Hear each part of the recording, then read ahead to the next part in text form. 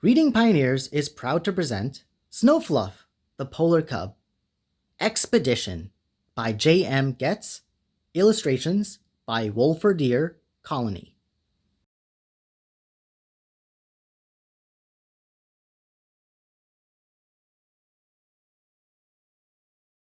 A few bright rays of sunlight had crept their way into the den.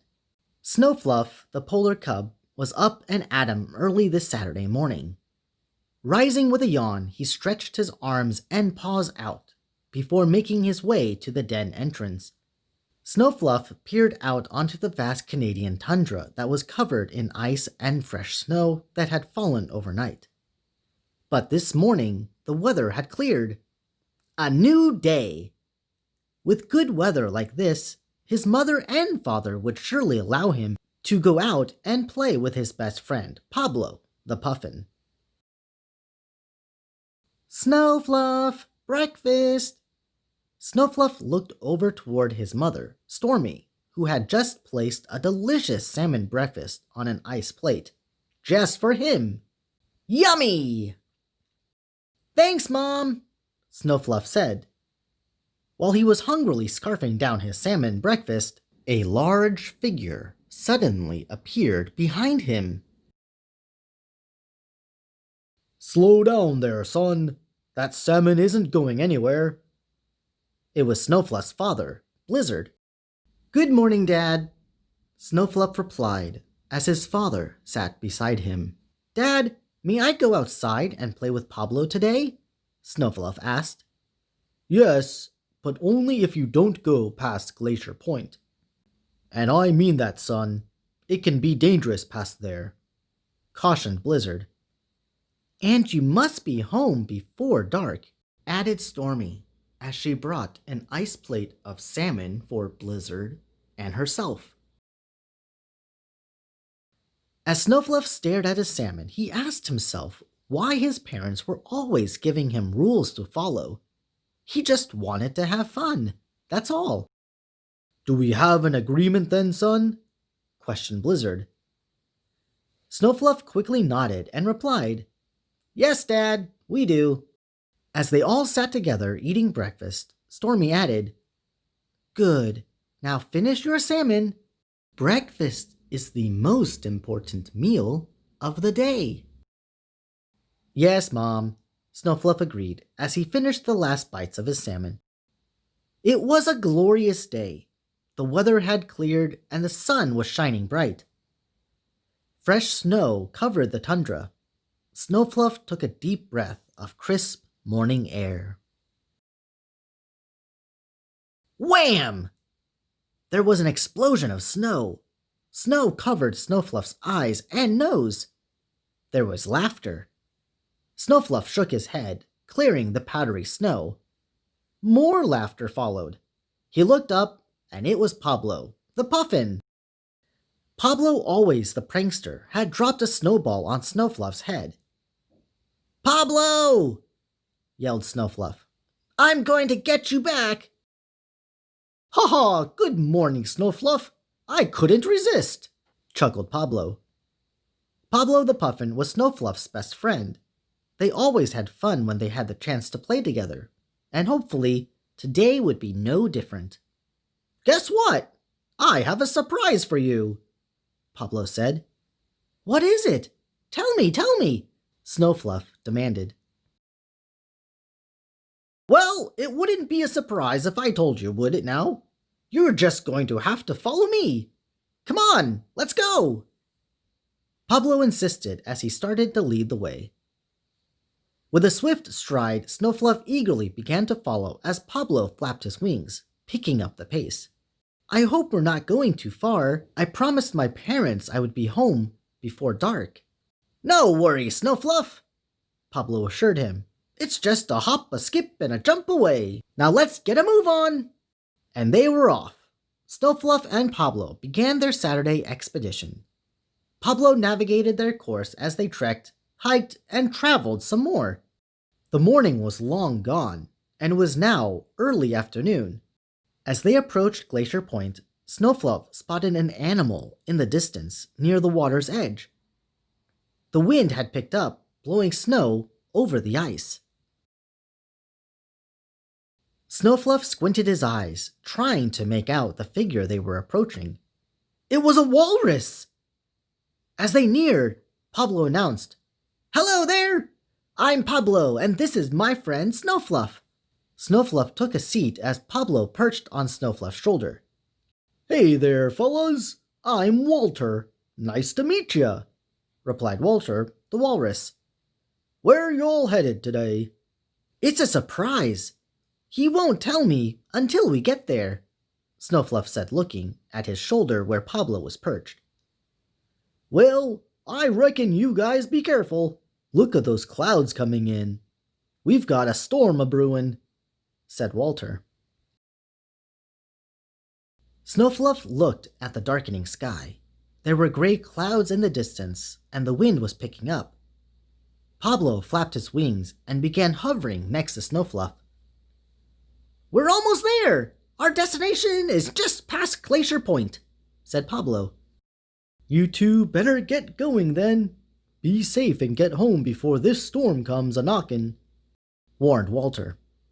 Snofluff and Pablo both said goodbye to Walter as they continued on their journey. Glacier Point was now upon them. Snofluff remembered what his father had told him about going past it. "Pablo, I can't go any further. I promised my dad that I wouldn't go past Glacier Point," Snofluff said. "Come on, Snofluff! We've come this far. It's only a little further, and we will be there. We can't stop now," insisted Pablo. Snofluff stopped and looked back at the meandering footsteps they had left in the snow.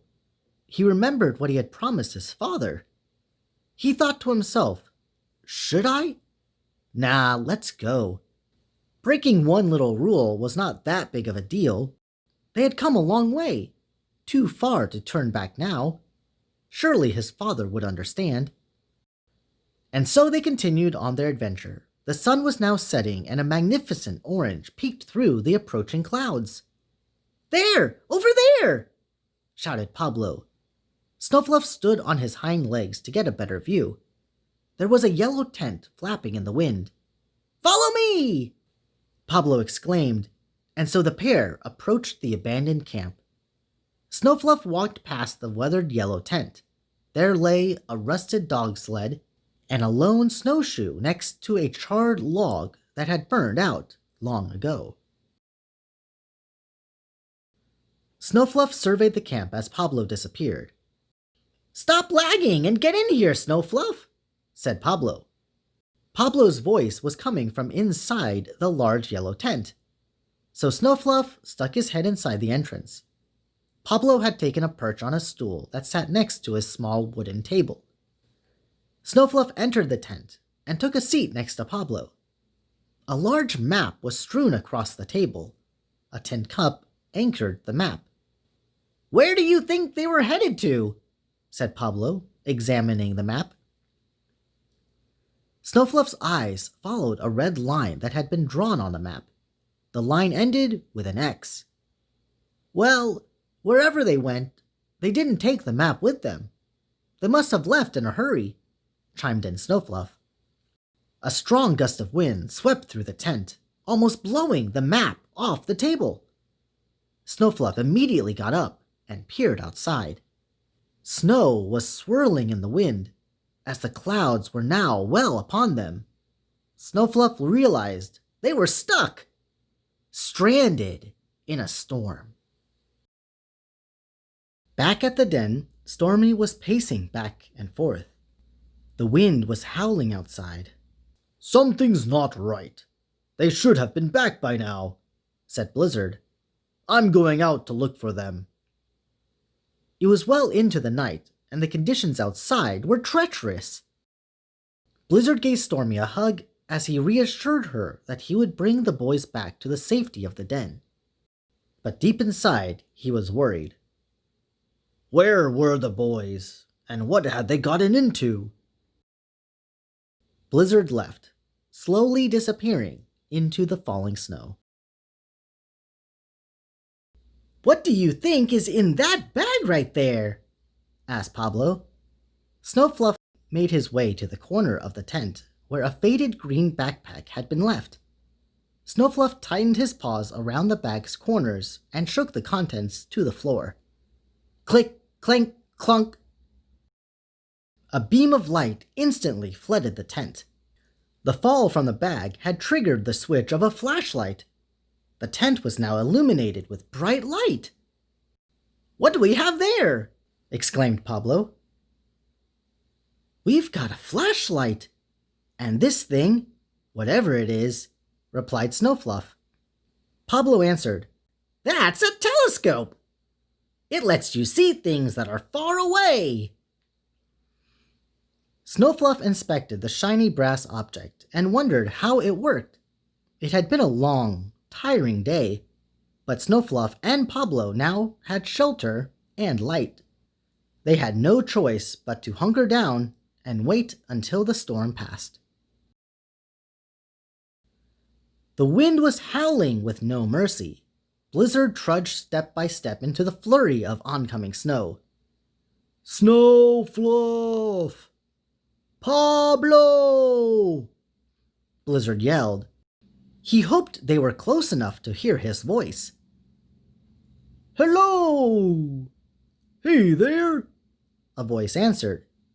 Blizzard made his way toward the reply. As he approached, he made out a figure near the water's edge. It was a walrus. "Howdy, mister. I take it you're looking for them young'uns. I made their acquaintances earlier today. Nice fellas," said Walter, the walrus. Blizzard stopped and took a seat in front of Walter. "I'm Blizzard, Snofluffs Father. They were supposed to be home before dark. Can you tell me which way they were headed?" Walter, the walrus, nodded toward the east as he replied, "I warned them about the snow that was a-comin'. I reckon they were headed just past Glacier Point." "Ow! Ow!" pierced the air. Startled, Snofluff opened his eyes as he raised his head. Wolves! He and Pablo had fallen asleep. Pablo jumped to his feet. He gave Snofluff a frightened look. "Shh! Don't say anything, Pablo," Snofluff warned. Pablo turned off the flashlight. "Ow! Ow! Ow!" More howling. The wolves were closing in. The storm had passed, and a full moon was aglow. "What should we do?" Pablo said softly. "Just stay quiet and be still," whispered Snofluff. With the full moon illuminating the sky, 3 silhouettes appeared circling the tent. The wolves had found them. Snofluff felt his heart pounding. The thump, the thump, the thump. He thought to himself, if only he had listened to what his father had told him earlier. Snofluff looked over to Pablo, who was frozen in fear. As the wolves continued to circle, they growled with a menacing snarl. "Grrr, grrr, grrr." Suddenly, a humongous silhouette appeared outside the tent. Roar! The mysterious figure approached quickly. The scared wolves scattered in all directions.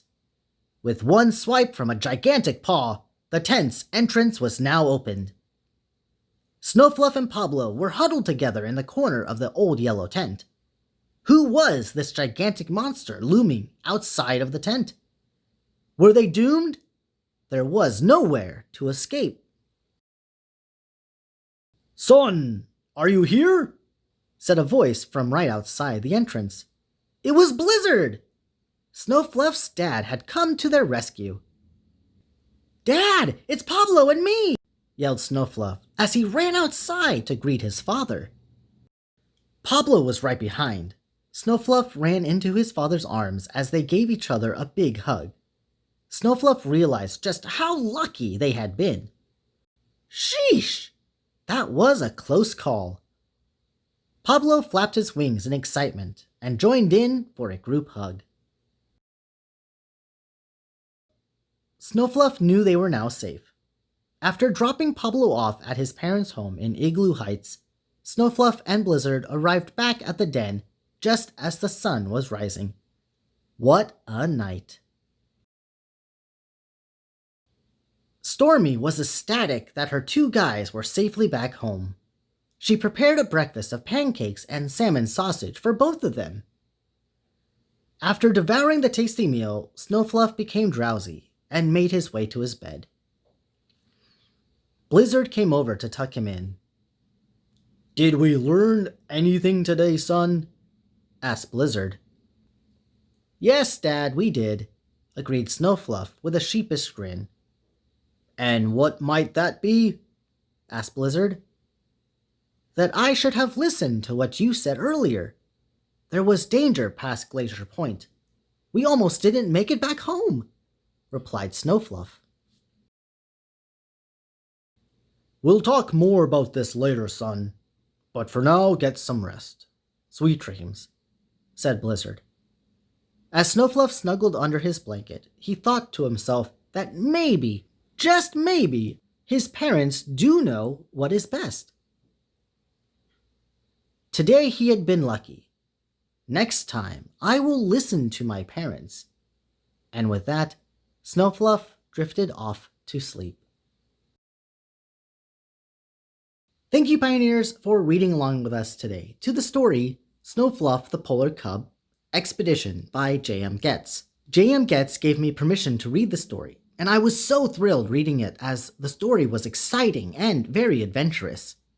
I also think it sends a good message to children to listen to their parents. Most of the time, they know what's right. If you enjoyed the book, there are links in the description box below to Amazon where you can purchase your own copy and help out J.M. Getz. I'd also like it if you click the thumbs up button to support the channel, and then comment below what you thought about the book and what lessons your parents have taught you. If you would like to get your book read on this channel, please send me an email, contact@readingpioneers.com, and hopefully we can turn your book into a read aloud. It would also be awesome to subscribe and click the notification bell to stay updated with future uploads by Reading Pioneers. You can even share this video with friends and family. While waiting for the next upload though, you can check out the playlist on the left for other rising authors' stories, and on the right is my own short story called Sharkfin Boy. This is it for today's video, so thanks again everyone for reading along with us today, and until next time, I hope you all have an amazing day. Bye-bye.